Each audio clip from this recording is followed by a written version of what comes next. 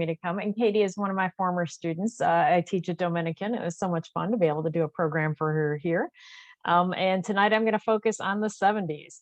I had a 2000 volume vintage cookbook collection that I had a blog on for many years. And I've done programs on crafts and the cooking.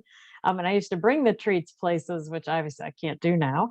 But I don't have quite as many cookbooks. I had a remodeling project recently and I weeded some out, but I'm still going to talk about some gems from the 70s.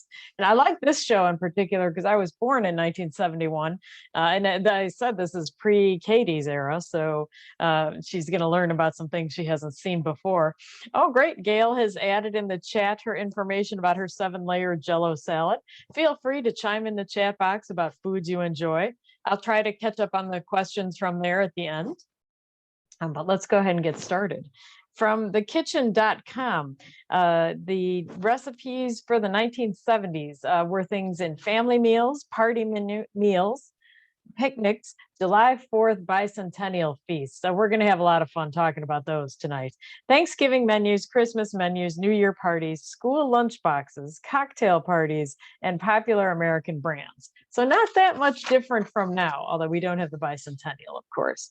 And we know that fondue and crepes were very popular in that era.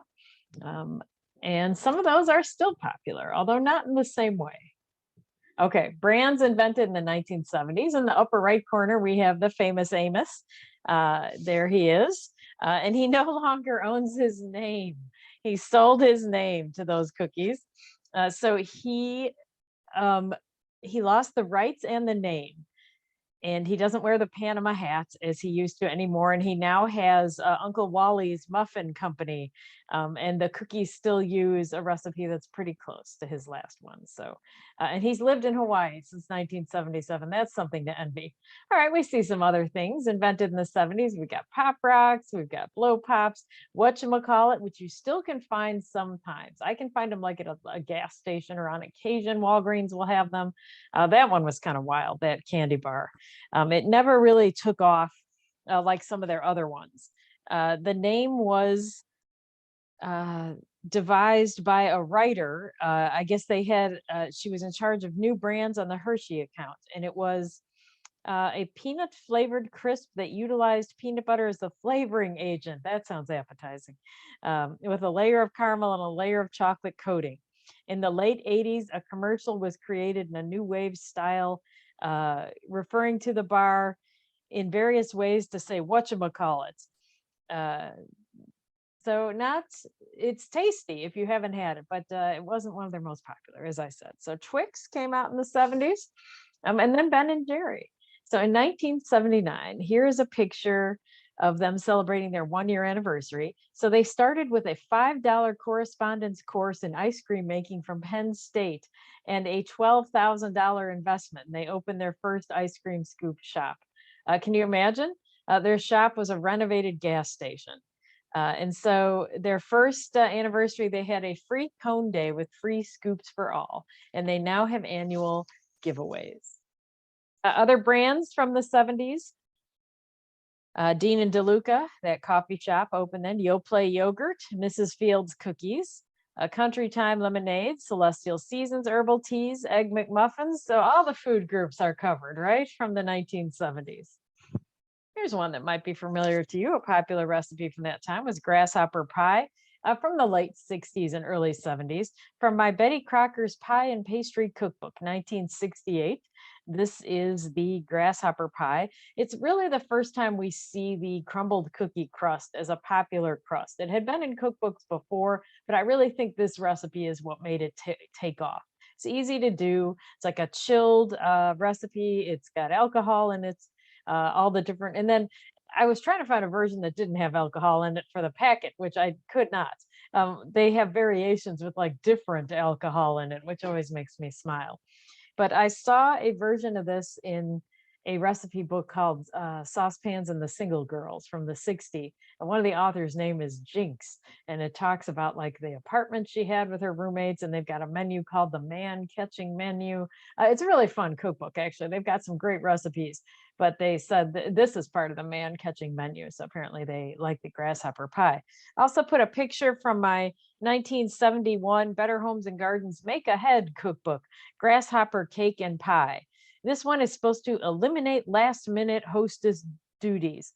I can't even imagine. So you'd have that whipped cream just handy, that minty whipped cream, and then the cake would be cut in third, or you'd have 3 layers. You just have that handy. How would that save you time? Looks delicious though, doesn't it? It'd be a good one for St. Patrick's Day. All right, here's the Harvey Wallbanger.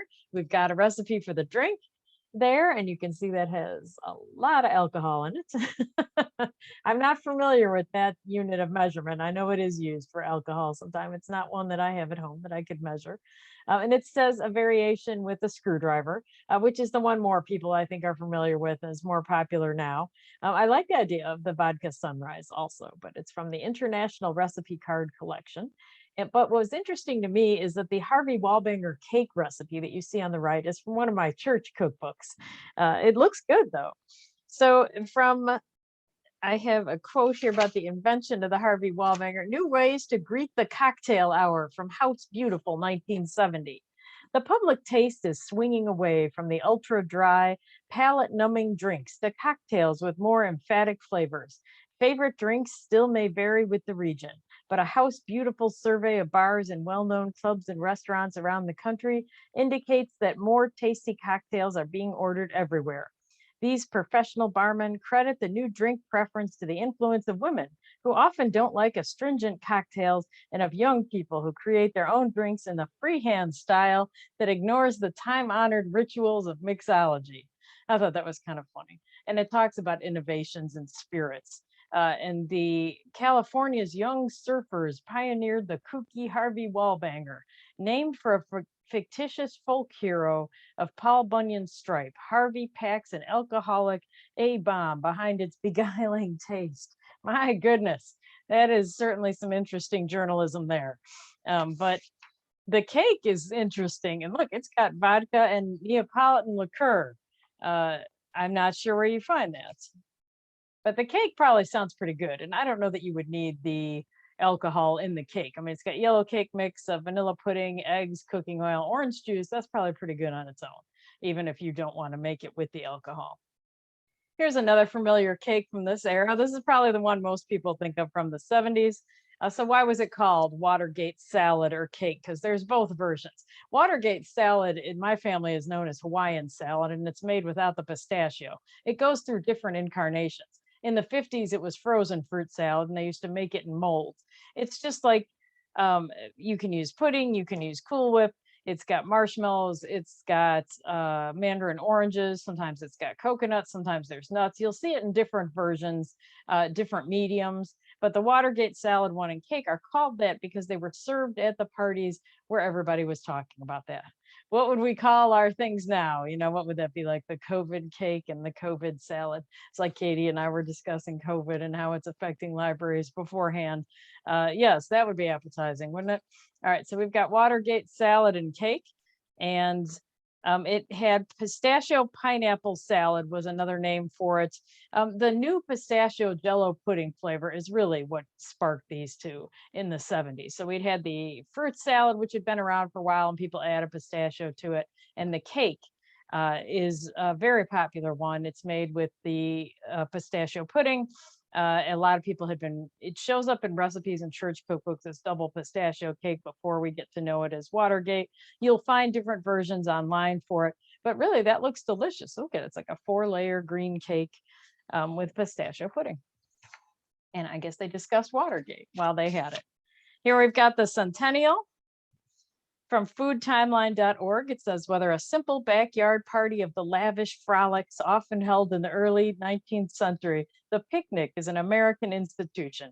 It is as traditional to the 4th of July as the illuminations. John Adams specified to be an appropriate observance of the day. The idyllic scene has all the ingredients for a happy outing, whatever century you're in. Baskets of good food and wine, a lovely landscape, uh, flowering flirtations, and uninvited ants. I thought that was funny. So different suggestions from Red Book suggested several menus for Centennial Day and Centennial Year picnics, including mint juleps, grilled chicken legs, steak sandwiches, guacamole, banana split firecrackers. Okay, we're looking at that. That's a more modern picture of the banana split firecracker there. It's dipped in vanilla, like royal icing, dyed blue. You add your sprinkles, you add whipped cream, and a cherry on top. So those are kind of fun. They're supposed to be firecrackers. Some of the other things from the Centennial that amused me, I love the Barbie dress. It's just so crazy that that would have militiamen on it. And then it's probably worth a lot though for collectors, especially in the packaging. I think probably got that picture off eBay. And then I saw that McDonald's had red, white, and blue shakes. It's hard to imagine. And then there are even whole cookbooks dedicated to bicentennial foods. The Red Book went on to suggest you could have different styles of picnics. It says whether you are listening to a band in the band shell or skinny dipping in the swimming hole, the no recipe picnic can be as ambitious or fussless as you like. Carry crystal stemware or paper cups. Spread out a blue linen cloth. I don't know why it has to be blue, and use the grass as a backdrop. So a lot of fun picnic foods are described. It had sandwiches, it suggested different drinks, and a lot of red, white, and blue foods for the Great American Picnics for that summer. Here's a Nancy Drew cookbook. Someone sent this to me through interlibrary loan when I was still at the Schaumburg Library. I worked there for 20 years. And this is a 1976 one, and it's got recipes related to the books. I don't know if any of you remember reading the books, and you can tell they're not really healthy from the inch thick slab of meat on the cover. But there was a Father's Day menu that said Nancy shares her holiday secrets. For Father's Day, you're supposed to serve shrimp cocktail, attorney shrimp sauce, because he was an attorney, tossed salad with Roquefort dressing, French fries, onion rings, and chocolate riddle. And I was curious about chocolate riddle, and apparently Dad doesn't eat vegetables. So you're supposed to use 5 large eggs, sugar, cocoa, heavy whipping cream, vanilla flavoring, and sugar. So what that is chocolate mousse. They call it chocolate riddle to try to tie it into Nancy Drew.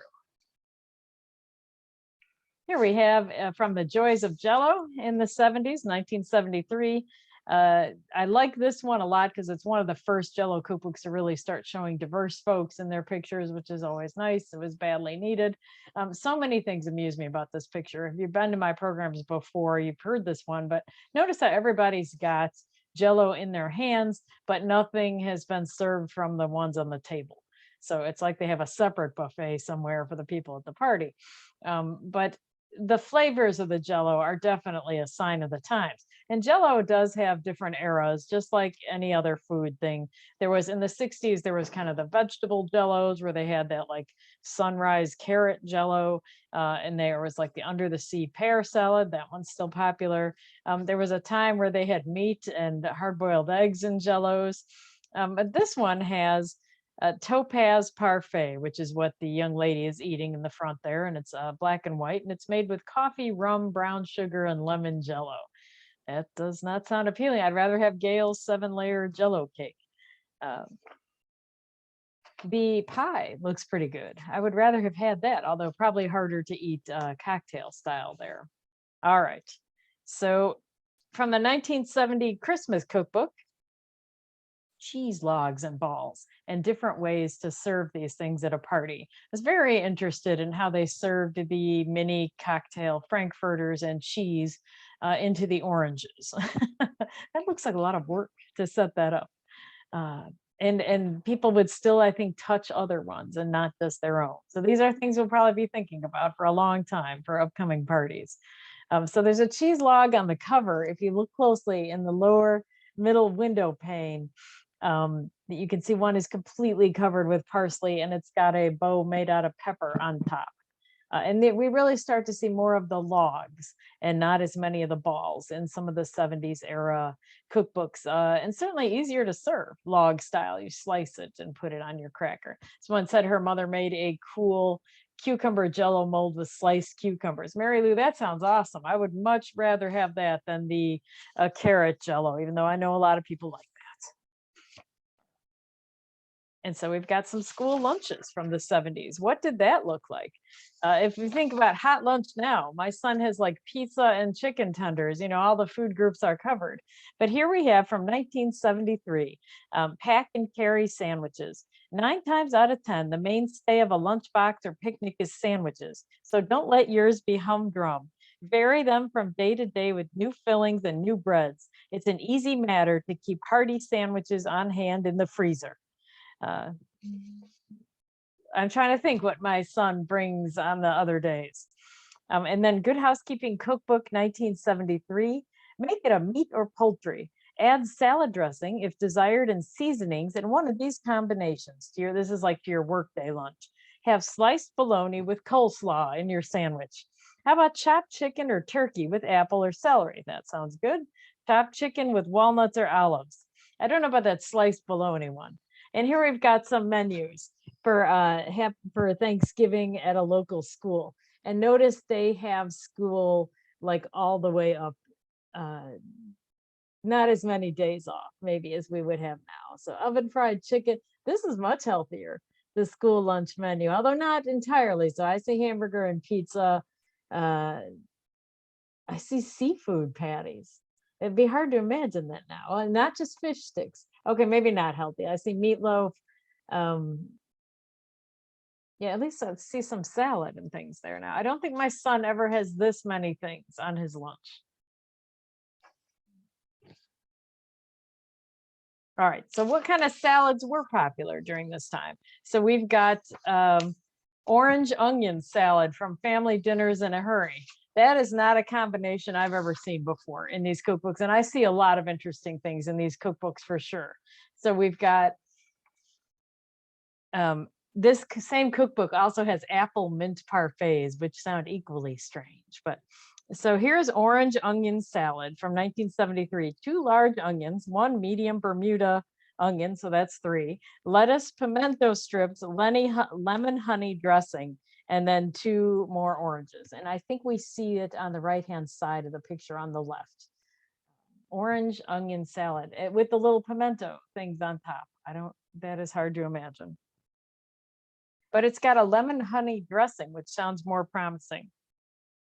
1/3 cup of frozen lemonade or limeade concentrate. And I don't have the rest of that recipe. My pages are out of order. I'm not sure we want any salad dressing that starts with that concentrate, though, to be perfectly honest. Oh, here we go. 1/3 cup of honey, 1/3 cup of salad oil, and a teaspoon of celery seed. Imagine frozen lemonade with honey, salad oil, and celery seed. I don't know, maybe. I think I'd prefer this one. I always like this salad dressing. How many Green Goddess fans do we have out there? So it is a salad dressing. It was extremely popular in the 70s, typically containing mayonnaise, sour cream, anchovy. I don't think the versions I had anchovy, but tarragon, lemon juice, and pepper. The dressing is named for its tint. You'll be surprised to know that the most accepted theory about it says it came from the Palace Hotel in San Francisco in 1923, when the hotel's executive chef Philip Romer wanted something to pay tribute to actor George Arliss and his hit play, The Green Goddess. So it's been around that long. So why was it so popular in the 70s? Well, salad dressing maker 7C's produced a bottled version of it during that time. It's still made in limited quantities. It's harder to find, although Trader Joe's has one called Goddess dressing made with tahini, and it's more beige. Some people have different versions, and I can tell it's got some fans here. I've seen a lemon Goddess version with tahini, soy sauce, lemon, garlic, and chives. So they're trying to update it a little bit. Okay, so pasta primavera became popular in the 70s. It's a dish of pasta and fresh vegetables, right? You probably serve this without even realizing that's what that is. Sometimes meat or chicken is added, but it's mainly the vegetables. The dish can be any type of vegetable, but cooks tend to stick to firm, crisp vegetables such as broccoli, carrots, peas, onions, and green bell peppers with tomatoes. Typically served with pasta in smaller shapes like penny pasta. It was made popular in Craig Claiborne, who was the editor of the New York Times food section for many years. And it became very popular at this restaurant. This is Le Cirque in New York. And you can tell it's set in the 70s because of the preponderance of gold in that picture. There's versions with shrimp. And I do make a lot of this. I didn't even realize that's what it's called. You would think I would pick some of these things up. A lot of my shows are focused on the 50s and 60s, but it's so much fun to visit the 70s. Here we go. Typed and handwritten recipes in a booklet called Adventures in Cooking, a collection of recipes for use in nursery schools, daycare centers, Head Start programs, kindergartens, and primary classrooms, compiled by Florence P. Foster, 1971. I'm not sure how these are different than hamburgers. Look at this. And I like the ones that have the drawings on the left. That is the best. If you can find handwritten copies or drawings in a cookbook, you've struck gold. I love, and how is this different from hamburger? These are just hamburgers, only they're maybe without the buns. They're just made into mini meatloaves. It'd be a lot easier to fry them in a skillet, right? Oh, here we go. The Jellos Keep Fit Meat Jello. Okay, I guess the meat Jellos did spill into the 70s. So keep fit. Look at the picture on the left. We assume they're fit because they've gone skiing before they sit on their shag rug there. But look at the Jello in the lower front there. It's hard to take your eyes off those deviled eggs in there, isn't it? Or the hard-boiled eggs and ground up meat in the Jello. Wow. So this is molded ham and egg salad. 2 packages of lemon gelatin, salt, water, vinegar, 2 hard-cooked sliced eggs, finely chopped cooked ham, chopped celery, chopped onion, and another chopped hard-cooked egg. And you have to arrange them in the slightly thickened Jello. I don't, there's no words on that one. And then on the right, there is turkey souffle salad in the Jello. This is probably the era where Jello was trying to prove that they could be served as like the main course, that they weren't just for dessert. It wasn't just for like salads in the 60s. They also could be served as the main course. So here we have that they are trying to serve it as turkey souffle in a sliced Jello. And that was also in the Keep Fit section. Somebody says it reminds them of head cheese. That is what it looks like. That's awful. Yes, but the molded ham and egg Jello, it is hard to imagine that was ever popular. Thing is, it's just because it was in the cookbooks didn't mean everyone was eating it. Sometimes they're trying to sell product. Sometimes they're trying to expand on what people are interested in and make it a little different. But your church cookbooks or your community cookbooks are where you find the ones that people really enjoy making. Okay. This is one of my all-time favorites from all my cookbooks. So I have talked before at my programs, or if you're new, there are a lot of cookbooks that had quote Hawaiian recipes, 50s and onward, because this is when Hawaii joined the States, right around that time, and everybody wanted something Hawaiian. But what they didn't apparently want to do was research actual Hawaiian recipes. Oh, Chris mentioned the Jello Museum in Leroy. I've been there. They were astonished at how well I knew the things on their trivia question. It was scary, but I had so much fun there, especially at their gift shop. It's a tiny little historical museum. My kids had a blast there, and my husband. Glad you mentioned that. That place is fun. All right, so we've got Polynesian recipes. They're not, it's like a code. If it's marked Hawaiian in a cookbook, it just means it has pineapple in it. If it's marked tropical, it means macadamia nuts. And that's it. So this is from 1974, Better Homes and Gardens. This is fish sticks Polynesian. It's supposed to look like a volcano. That's the only thing that makes this Hawaiian, although there's pineapple in it too. So I guess they figured that counted. I get a kick out of the curls from the carrots in the middle. It said this is a good use for leftover rice. No, there's no good use for leftover rice. It rarely reheats the same way. Just make some more. And so this is, it mixes up things. It's like a fried rice, only baked.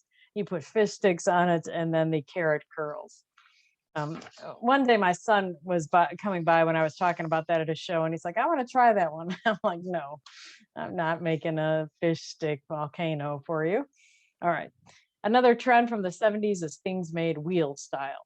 Yeah, somebody said this is gross. Some are better than others of these recipes. Some you can adapt to things you like. I do try to throw in some funny trends, things like bell bottoms. There are some trends we wouldn't want to revisit, maybe from that era all the time.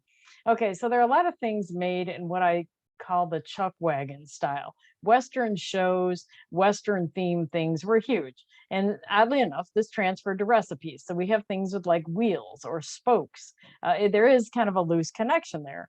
So from Better Homes and Gardens casserole cookbook, there was a sausage pancake casserole that I wanted to make. I actually made that recipe on top.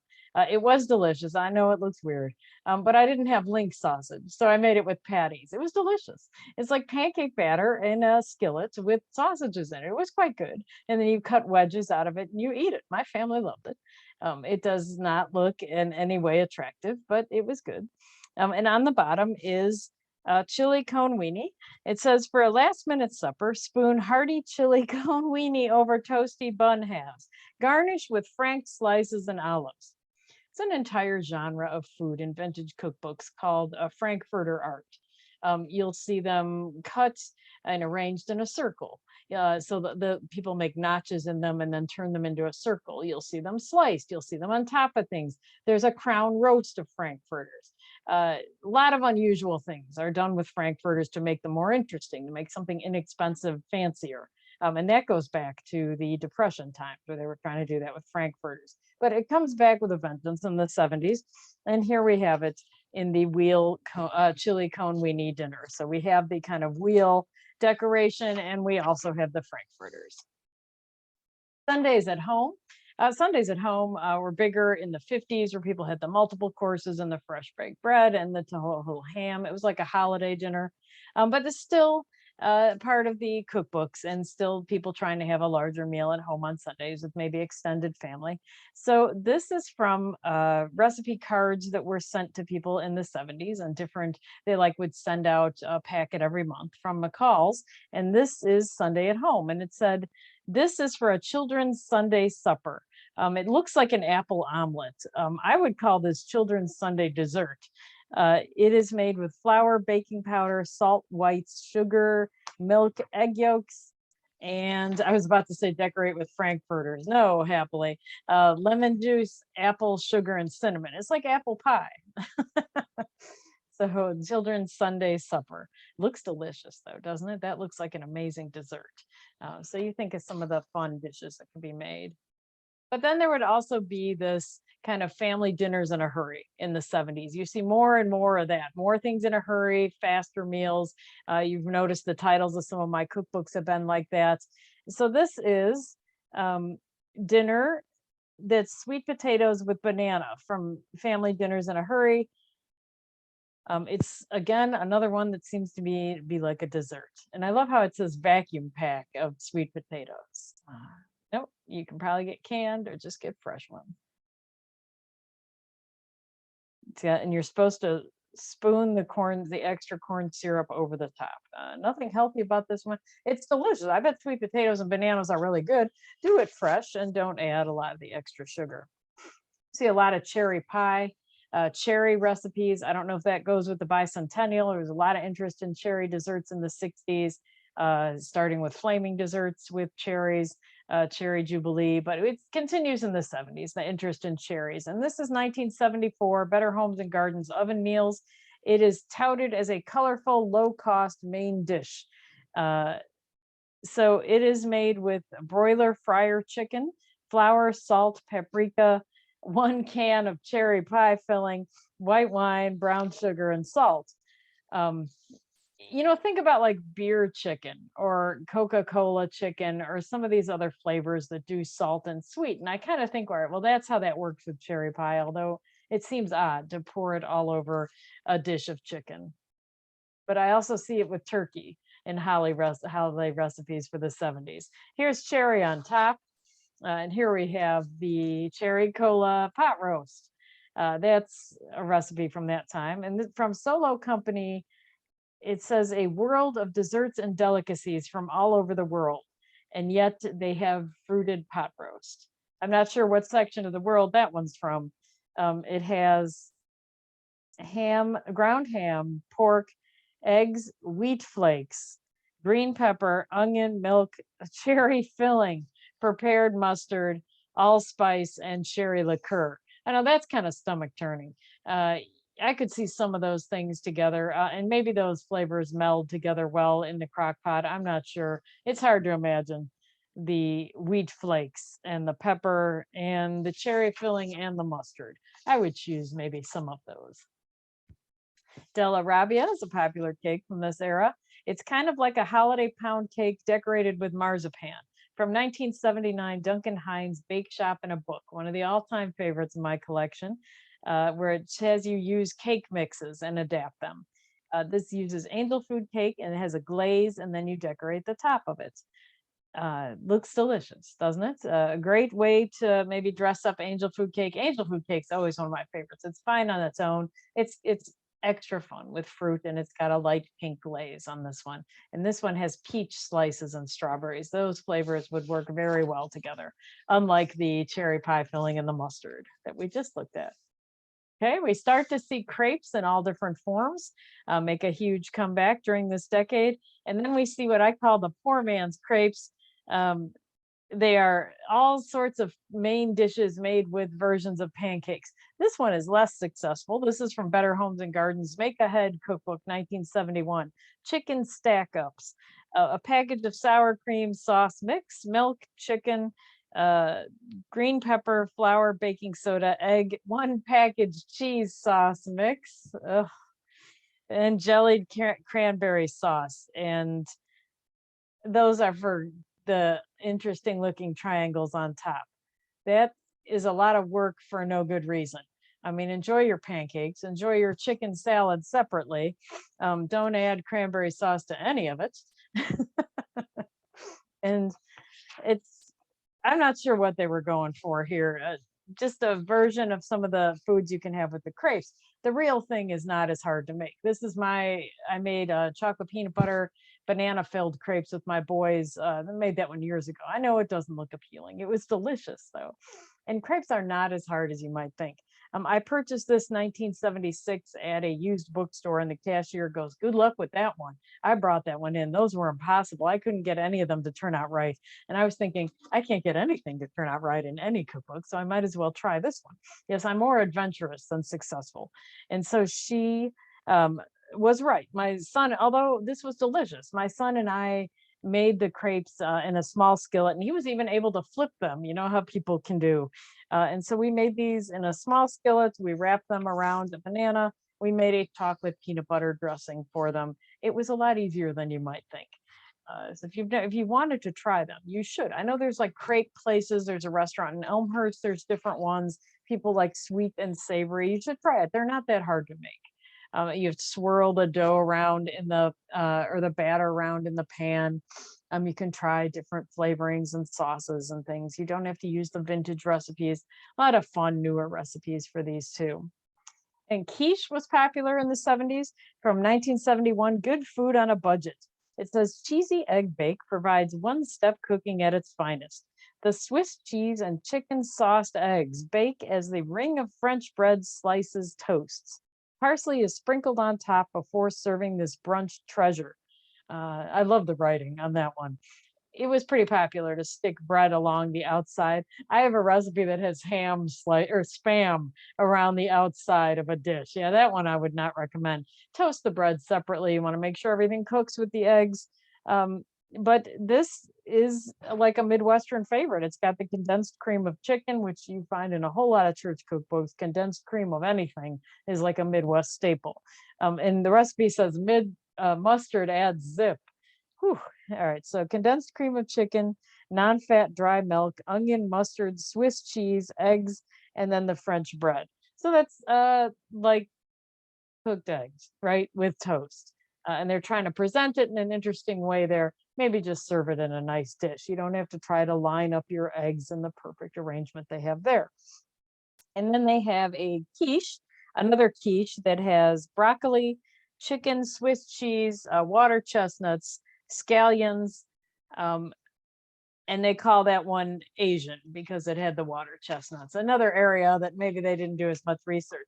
We're so lucky now that we have so many excellent recipes, and you can get them from the library from all over the world, grocery stores, ethnically diverse, accurate foods and things. It's exciting. But back to the vintage cookbooks, where they're not always accurate. From 1973, Better Homes and Gardens all-time favorite casserole recipes. Here's a recipe for New Year's. So if you didn't get to do it last week, you can still make some of these fun things. Your New Year's buffet could have had crab meat mold, Danish meatballs, cucumber ring canapes, marinated mushrooms, fruit and cheese, cakes, hot rum punch, and champagne. So that does not sound too bad for a New Year's buffet, for sure. And I like the crab meat mold. You do see a lot of crab meat recipes during this era too. And then we see more fun with hamburger. Every decade seems to try to do something new and fun and exciting with hamburger and meatloaf with limited success. Here's one where and you see a lot of like stuffed burgers and stuffed beef rounds. And this one does it log style. Remember, we've got the cheese log. We also now have the hamburger log. And this one is filled with stuffing, cheese, and bread. And there's another one that's filled with sauerkraut.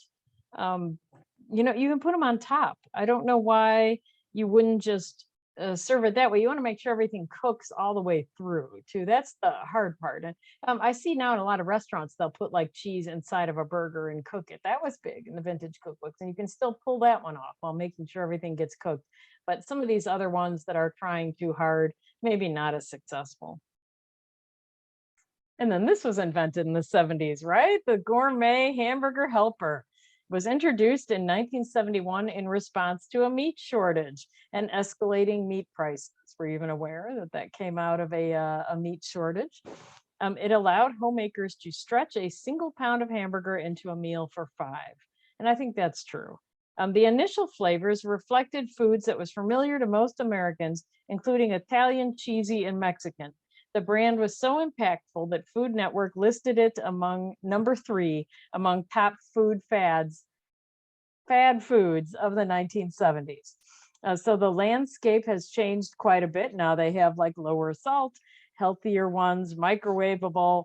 And then at one point they had a stroganoff flavor. I mean, they've tried different ones. Somebody says it was saved 7 cents. Yes, that would hardly be worth printing it out and cutting it out now, right? Yes, I'm sure the cost wasn't that much. Other thing was popular was Swedish meatballs, and we kind of understand that if there was a meat shortage or prices were rising, people were stretching and getting creative. And also there was a lot of interest in the Swedish meatballs and different flavors from around the world, like the crepes, and they might not always have had the accurate recipes, but the interest was there to try and look at more international food trends and look at all the things that go into this one. This is a lot of work, but if you notice, they are stretching out different types of meat to serve this. And so the Swedish meatballs. This recipe came from Yankee magazine, Lost and Vintage Recipes. And it was part of a menu that had deviled eggs, chicken Waldorf salad, a succotash, chicken a la king, the meatballs, black and white cookies, a lot of those trends that we might recognize from that era. Another favorite from Pillsbury Winter Classics. These are snappy glazed meatballs. I highly recommend this if you're going to do something for the Super Bowl, and who knows if we'll be able to, right? Excuse me. All right. I've brought this to many a party when we used to have parties. And if you can't have a party, serve it at home. This is the best meatball sauce ever, and it's going to sound really strange. It is grape jelly with chili sauce. So I usually get a jar of grape jelly, and then I get a can of chili sauce, and I put them in the crock pot, and I put frozen turkey meatballs on and let it heat for a good while until the meatballs are warmed up. You can certainly make meatballs and use different meats and stuff, but that sweet sour combination is dynamite. And it doesn't look purple. It looks kind of like the one in this picture. This is from the Pillsbury Winter Classics, 1979. In the 60s, this particular recipe was used a lot with the little cocktail frankfurters. You don't have to put them in the oranges like that one picture we saw. All right, so it was popular to cook things at the table. Shish kebabs at the table. On the right is an actual picture I found of a vintage grill that people did at their table. It doesn't look too safe, does it? But if you look this stuff up at like Amazon or other places, they still make versions of this. Grills you can do at the table, foods that you can make right there. Think of like Benihana and places like that were big, where you see the food prepared or you do it yourself, different aspects of it. So on the left is a skillets that you kept on your table and it would stay warm and you would put out all your appetizers on it. It's hard to imagine. Cook at table dinners from Food Timeline are a delightful combination of the exotic, the sophisticated, and the intimate. There's something particularly appealing about the sight of a flame flickering under a bubbling fondue pot or a handsome chafing dish. And these dinners are surefire icebreakers. Okay, sure, not in an era where we want people not handling all our foods, but you get the idea. It gives guests something to do. That always makes fondue fun. It's a conversation thing that people cook while they're talking. And it said there's different influences from around the world that you can do. It could be French, it could be Asian, different cooking trends with these cook at table trends. But look at these cook at table items. Some of these don't even look safe. These different, and every era has their at home appliances. In 10 years, are people still going to have air fryers? I don't know. Are the air fryers a derivative of some of these? I bet they are. One at the left, the s'mores maker, I actually have. I love s'mores. My husband and I had found that at an antique store, and it did not work that well. You just make your own s'mores the normal way. A friend of mine just gave me an indoor, and that is my landline. I still actually have a landline, which is definitely a sign that I was born in the 70s. I'm just going to let that go. Yeah, that's spam. Okay. So we have other tabletop grills and waffle irons and things to keep food hot. A lot of, I like the tabletop rotisserie. That one's kind of fun. That would be a lot of work. And we do see some form of a fryer on the top of the cart up there. This is a lot of appliances to deal with and clean and serve. And you can see why some of them went out of fashion. Oh, and that was a picture from Better Homes and Gardens, Snacks and Refreshments, 1963. It's like more than snacks with all those things. And this one was called the Oriental Hot Pot. There's different pots you can use to keep liquid warm and simmering in foods now, but there was an interest in the way foods were prepared around the world and different recipes, and they might not always have gotten them right, but there's definitely an interest, and the cookbooks reflected that. Then you see more use of water chestnuts and different forms of cabbage and different meats, and a lot of ginger and broths and stuff are used in some of these recipes. Here's the chafing dish. Oh, here's Cherry's Jubilee. I have a cookbook that has like a chapter on woks, a chapter on the hot pots. It's got the chafing dish and flaming foods. It's got fondue. And here we have the chafing dish foods.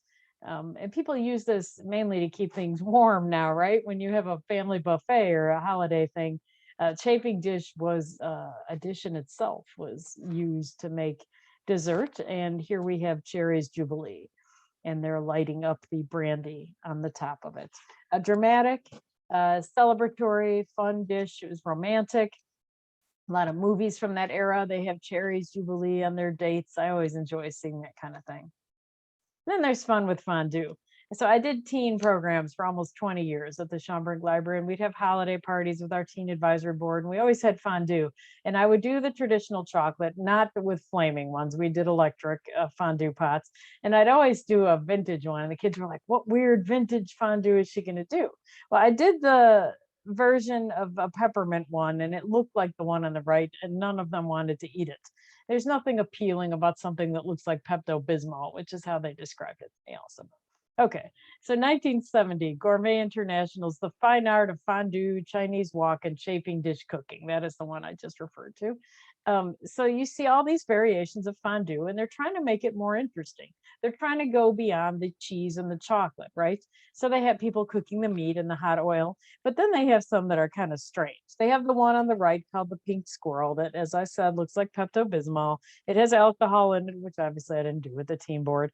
It's made with marshmallow cream and strawberries and alcohol. It's hard to imagine. The one on the left is making fruit pies with hot oil. It says a great activity with the kids. No. And I don't understand this one. They look like uh, things you could bake and then maybe dip in chocolate or dip in some kind of glaze as a fun activity. That might be better instead of baking them in the hot oil. And the fillings they suggest were apricot, prune, mincemeat, and cherry. Make your mincemeat pies in the fondue pot. Okay, poke cake or stripe it rich. Everybody remembers this one if they were around in this time. And this one comes back periodically. It's a lot of work. It doesn't always work well with the fruit flavors. The ones that people like mostly are the pudding ones that you see pictured on the top right. Different titles, it's known by different things, different eras. So you make a cake from scratch, use a wooden dowel rod, you poke holes in it. Some people bake it with the pudding or the jello in it. Sometimes you add that at the end while it's still warm and then another layer when it's cooled off. Lots of fun ways to make this one. And I have the 1970s ads on the top and a more recent version on the bottom. Usually we see it in online blogs and things in red and green for the holidays. I didn't see it this year. Maybe these people are tired of doing that kind of work. Also, those flavors don't always work well together in a slice. And it also, people can't see it unless they slice it, can't see the cool effect of it. So the pudding one is fun to do and adds moisture to the cake. Well, Jello pudding was huge in the 70s, really kind of exploded. And here is a cookbook devoted just to Jello pudding. And I love that it's made out of, and it's an actual picture of embroidered Jello art, as it would, or it looks like Jello boxes. And while I make fun of that, and I'd never want to embroider it, I would love to have those needlepoint things for my wall. They'd be really cute. All right, so Jello pudding sampler. Who remembers pudding on a cloud? It's just like chocolate pudding inside a Cool Whip, or you could do it with whipped cream. I like the one on top, which is ground graham crackers and then chocolate pudding put on top. That's kind of a fun thing. And then the one on the right is a coffee flavored pudding. They added coffee to the chocolate pudding. Here's wacky cake. This is another recipe that comes up over and over again in different eras. And there was an article in NPR on this one, and it says, wacky cake, war cake, Joe cake, crazy cake. What's in a name? A cake by any other name would taste as sweet, but may not have this cake's history. Easy one-pan chocolate cake would be an appropriate title because it is made to be mixed, baked, and served from the same pan. So you see it come up under different versions. It came up during rationing time. It was popular again in the 70s. It was supposed to be made where you make those wells and you put in your wet ingredients like that. It doesn't have to be done in 3 separate wells like that. Also, said they're vegan. Great. I had no idea. I love it. So that it definitely is simple, not as many ingredients, can turn out really well. I won't say mine looks as good as the one on the left that I found on a blog, but definitely these can turn out very well. Carrot cake was another Food Network top 5 fad of the 1970s. But again, this one has shown up a lot over time. Think of spice cakes. I mean, they have been as popular since they've been going around the world in search of spices, like all the way back, right? So anytime where people were looking for sweeteners and maybe sugar was rationed, or maybe they weren't able to get some during Depression era, they turned to things like carrots or beets to sweeten cakes. So carrot cake, spice cake, derivatives of that one show up over again and again. But according to the Food Network, they feel it came back in the 70s because it was so popular in like cafeterias or hospital cafeterias. People were eating carrot cake and then it became more popular. I don't know if that's true. But from a website called the Carrot Cake Lady, it says carrot cakes have been used in sweet cakes since the medieval period, during which time sweeteners were scarce and expensive, while carrots, which contained sugar more than any other vegetable beside the beet, were easier to come by and were used to make sweet desserts. And the carrot cake was revived in Britain during rationing during the Second World War. for whatever reason. They were popular again in the 70s. These use a lot of ingredients. If you've ever tried to make it, there are mixes for them. People like them with cream cheese filling. Here they are in a Pillsbury Bake Off cookbook. There's a version of it that did well one of the years. And I just get a kick out of so much orange in one picture. They even match the trailer to it. Food styling at its finest. Surprise cakes. And then we see in the 70s, so we've got some of these like economy things like the meat stretchers or the wacky cake, but we also see kind of luscious cakes. And this is on the same page as a cake called Sauerkraut Surprise, which I did not put in your packets, and nobody wants that one. This is from 1972, Recipes for Entertaining. This is going to be a little more fancy when you're entertaining, and it is a pretty simple design. It's just like a 3-layer cake. It's got pudding in the middle of it, and then you use gel frosting and you make that kind of spider web design on top. And I like how they just let it trail over the edge versus frosting all the different edges. I love the cover of the 1972 Recipes for Entertaining. I still have paneling in my family room that is not unlike that one. Layers of Delights, refrigerator cakes, fast, easy, time saver, show up again and again. There's a version in my family that my grandma Curtin made. It's pretty much just Jello pudding with vanilla wafers in between. You layer them. I use a loaf pan because it's smaller. It makes a lovely rich cake. You layer it overnight, and the wafers in between each layer soften. You can do this with graham crackers. I've done it with mint Oreos and chocolate pudding for St. Patrick's Day. Here is another version of it. This shows up again and again, all the way back to like the 20s and the 30s. Here's another version of it I found for the 70s, which would probably use the red, white, and blue because of, well, I added the red, but it used blue. Think about the Centennial foods. There's a whole lot of blue desserts and foods. So this version used vanilla wafers. It made its own pudding. It used blueberry filling as a layer in between. Oh no, it uses vanilla pudding. And it even had nuts in it, which I didn't do. And that one was also from the Solo cookbook. Lemon bars were another big trend from the 70s. And different versions, you'll find these are in every single church cookbook. This is another one. It's like Pulaski's, where everybody thinks they have the perfect version or their own version of it. How do you like your lemon bars? I like this recipe with the coconut flake and the lemon filling. They're not my favorite. I like the real simple, delicate ones with the powdered sugar on top. Well, I mentioned the apple dessert for kids. There are a whole lot of other apple flavors. Oh, here's the apple mint parfaits from the same cookbook that brought us that orange onion salad. It's got applesauce with peppermint extract alternated with vanilla ice cream. That, I can't see apple and ice cream for sure, right? Ice cream on apple pie. Those flavors work together. I'm not sure about the other ones. So, in the snacks and appetizers, I'm not sure why I put the blackberry. Oh, I know why, because parfaits were so big. So I went from the apple mint parfaits to the blackberry flavored gelatin. See a lot of parfait desserts, fast and easy, again, is what I think people were thinking of there. So the snacks and appetizers had a version of, had an apple fudge that was actually quite good in here. So, all right, I've talked about a lot of my 70s favorites, ones in my cookbooks, and this definitely looks like a 19